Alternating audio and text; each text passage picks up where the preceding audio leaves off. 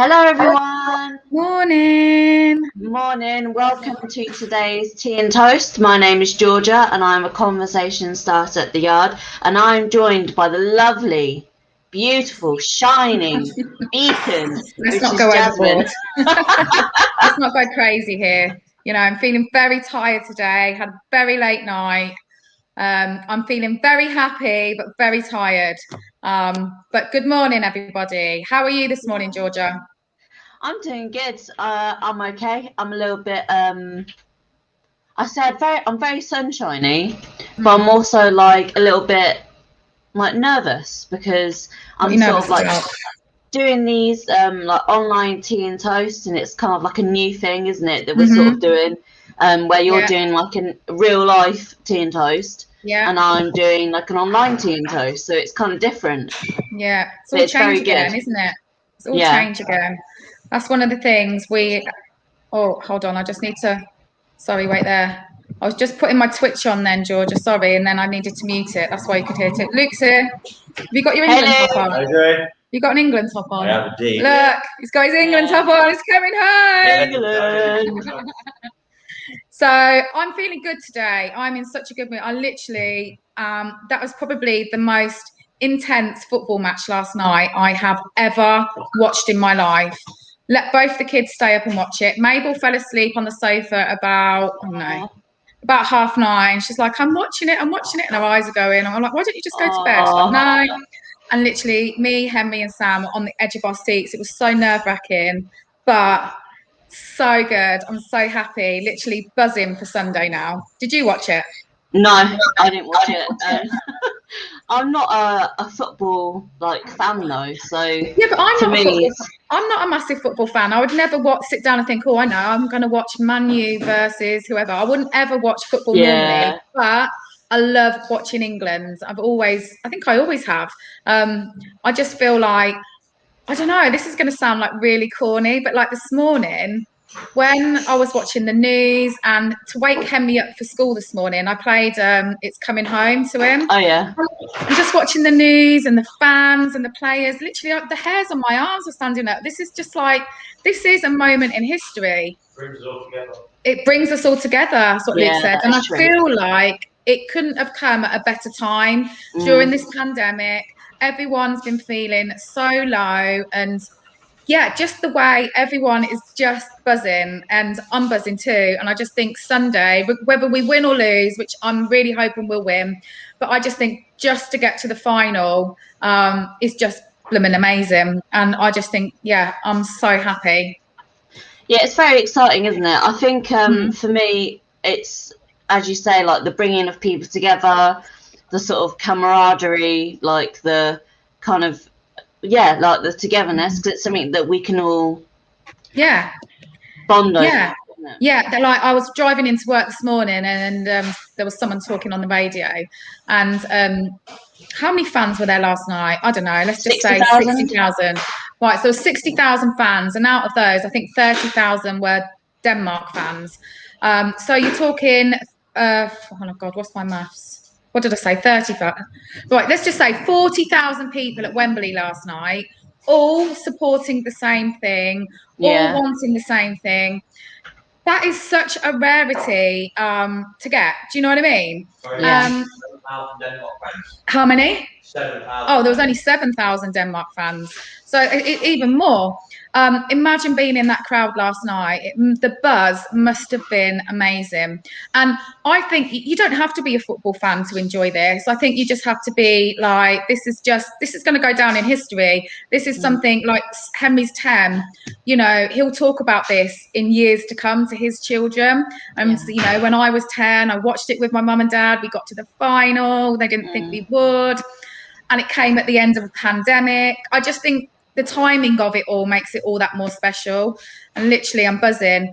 My sister put a Instagram video up. I only saw it this morning, but she did it last night. And she'd been to watch it in an Indian restaurant. And she was walking home along the Wellingborough Road.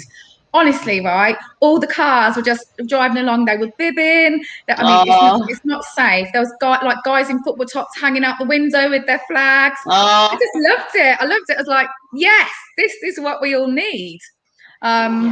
yeah, I think it's just needed for the whole country. It's just given us all that bit of boost, which I think is, we all needed it really. So yeah, buzzing. I mean, it's world Buzzing. changing, isn't it? At the end of the day, it's Yeah. we've had this pandemic, which has nothing to this like level has happened in any of our lifetimes, I think. And now with this match, I've heard that it's like the biggest sort of match since like 1966 or something. Yeah, definitely.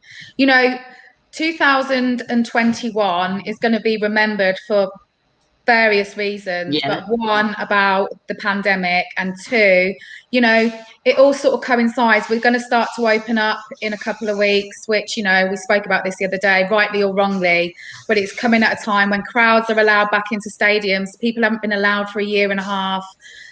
We got through to the finals. This year is 21's going to go down in history for sure. And I just think it's the most exciting thing to happen for a long time, and it's given everyone such a lift. It's given me a lift. Honestly, I was a nervous wreck last night, and I'm just buzzing today. So, yeah, not a football fan, but I'm an England football fan. And so, are you going to watch the final on Sunday, though? You're going to be in the minority, surely. You're persuading me. You're slowly like getting me around to the idea that maybe I should watch the match on Sunday. The whole country are going to be watching. What are you going to be sat doing? Playing some online game? No, Georgia. No gaming. Just come on, get into that buzz. Watch your country. Hopefully win. It's going to be amazing. I might have to go to like a pub or something, because then I can kind of like combine the two. Yeah. I can be like, okay, so I've got the atmosphere, I've got myself like a nice little gin and lemonade or something, and I can watch maybe that's the way forward. That's the way forward. So we have watched all the games at home so far. I'm not a massive fan of going to the pub. A, like with the kids, it doesn't really work, and Henry wants to watch it with us.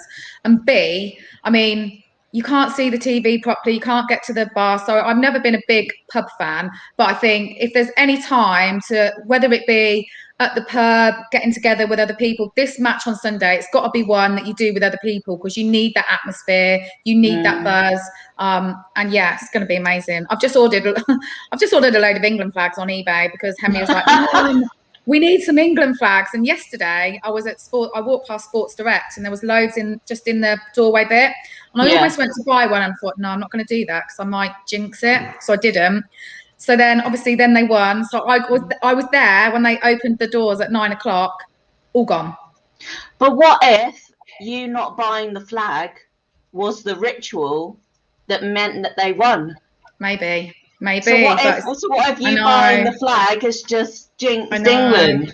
Maybe it'll all be my fault. Oh, holy moly, that's a big weight to carry on my shoulders.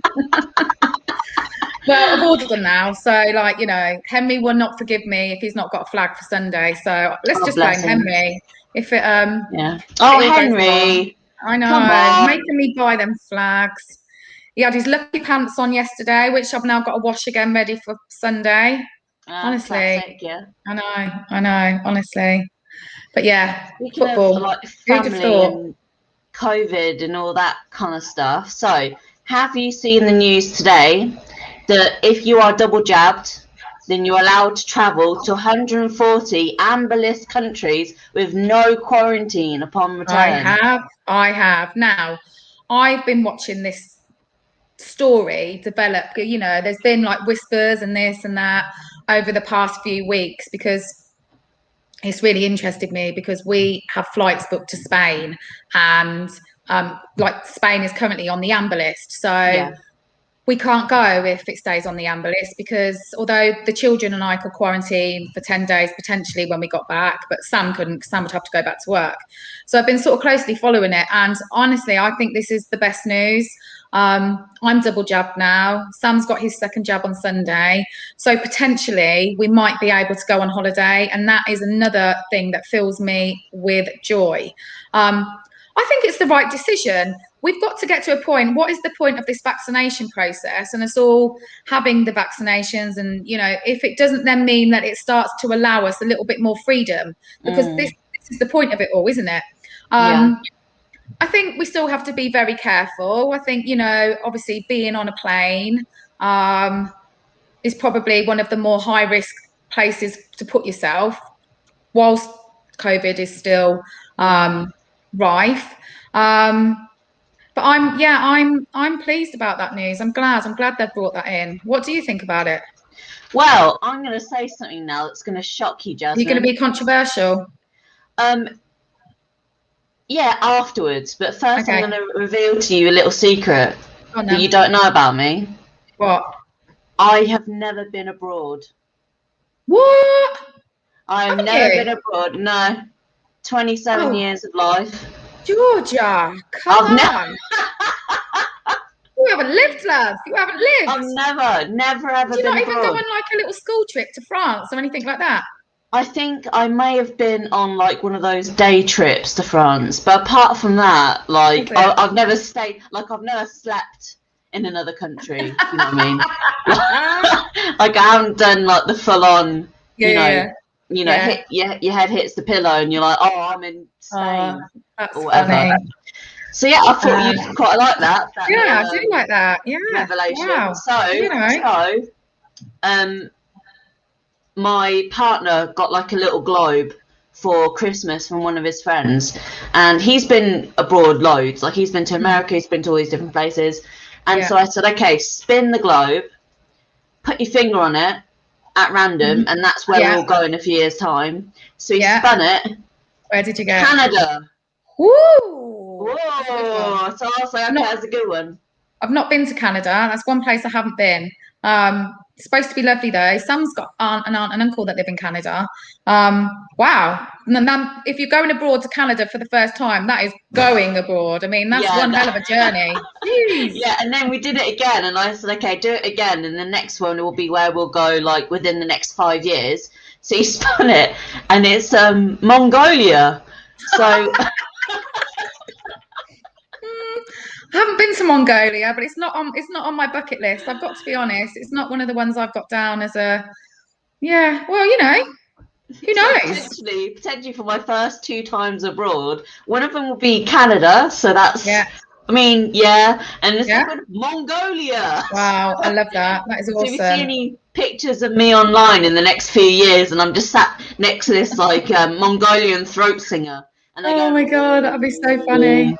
Can't wait for that day. That'll be awesome. So what do you think though, going back to the jab thing, do you think it's right what the government are now proposing, or do you think because I know there's going to be another side to the argument on this, and I do 100% understand some people cannot have the vaccine for various reasons.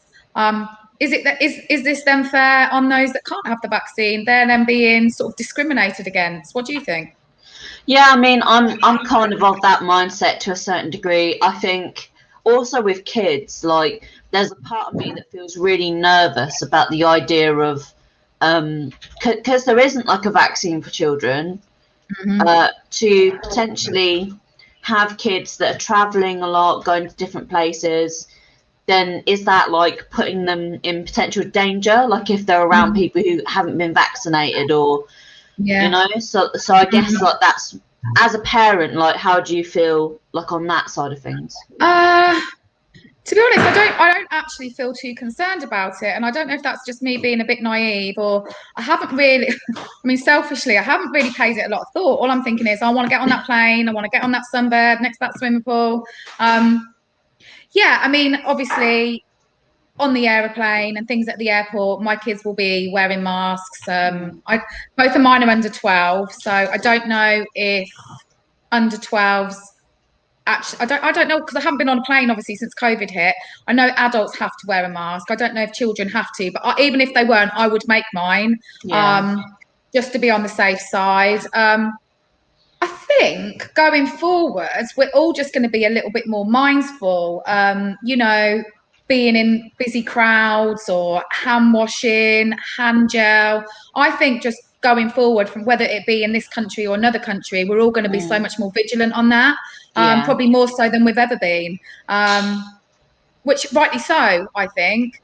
So I'm not too concerned in the sense of the children, but I guess I mean, I guess this summer could be really telling times, couldn't it? Because this is potentially going to be the first summer since we've had COVID in our lives that we have been allowed to really go. And I know there was a little bit of time last summer where people could travel, but I think a lot of people really didn't, because we were all still right in the midst of it all, weren't we? Yeah. But yeah, I don't know. I think it is going to be one of those watch this space. I mean, I must admit, the majority of people I speak to, parents and, you know, everyone just wants to get that holiday, wants to go away. I've not really yet spoke to any parent who said to me, I don't feel comfortable going, we're not going to go this year. I don't know if we've all got to that point now where we've had enough. People are just craving that holiday. I think the prices that some of the places in the UK are charging, when you're looking at a family holiday and you know that you can get a week in Spain for the same price, I think that's another big factor, you know. Yeah, I mean, there is like a crazy difference in prices, isn't there? Like, me and my partner went on holiday a few weeks ago. We went just for a few days, and it was like 350 quid. So actually, really quite decent. But it was only like 3 nights. But then, if you look at places like Spain and France and whatever, sometimes it's like 40 quid a night, which is just like what for like Airbnb and what have you. Yeah, and it does make you think, like. Oh, definitely. And I think the other thing as a parent that like always comes into my head, so like you book a week, let's say you book 5 days away in the coast in this country. Yeah. If the weather is great, lush, you can be on the beach. If where you're staying's got a swimming pool.